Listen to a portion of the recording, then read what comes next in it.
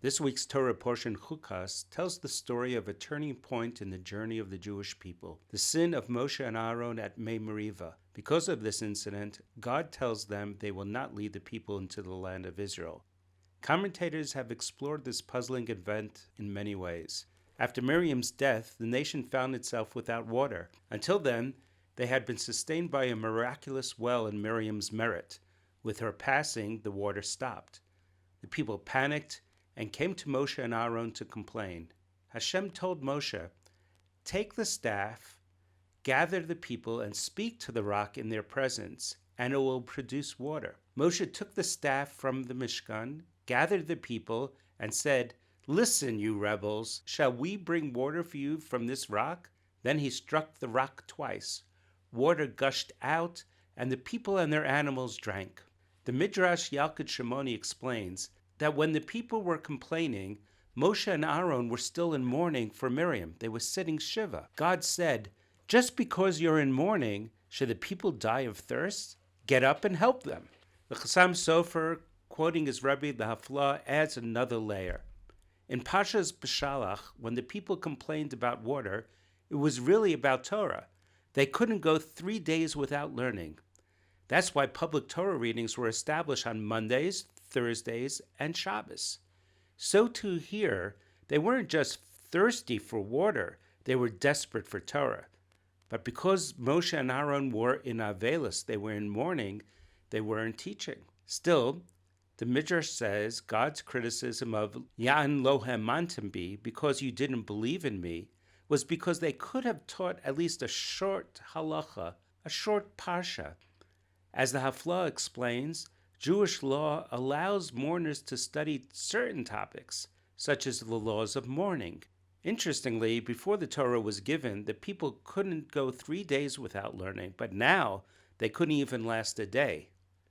But Moshe and Aaron, lost in their grief, neglected their responsibility.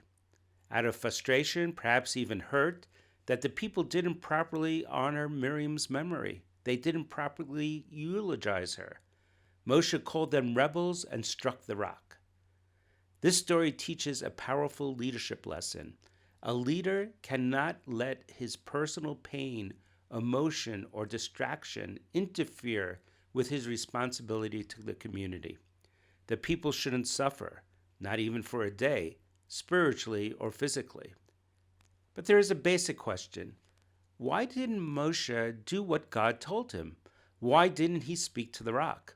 Rav David Tevel of Lissa explains in his Sefer Nefesh David that up until now the people had received 3 miracles: man, the manna in Moshe's merit, water in Miriam's merit, and the protective clouds, the Ananei HaKavod, in Aaron's merit. After Miriam's death, Moshe's merit alone could have brought water, which then would have made him appear greater than his brother, as he provided both food and water, while Aaron's merit only produced the clouds. Moshe didn't want to overshadow Aaron, so he acted in a way that would make it seem that the water came in Aaron's merit. Whereas Moshe was a man of speech, his power was in his words, Aaron was a man of action, the one who physically performed the avodah, the holy service. So Moshe didn't use his own words or his own staff. He used Aaron's staff, the one kept in the Mishkan, and struck the rock instead. In society, people respect action, results, work, deeds. But Judaism teaches us to respect the power of speech. In today's materialistic world, we often look down on those who just talk. But speech matters, especially words that teach, uplift, and give direction.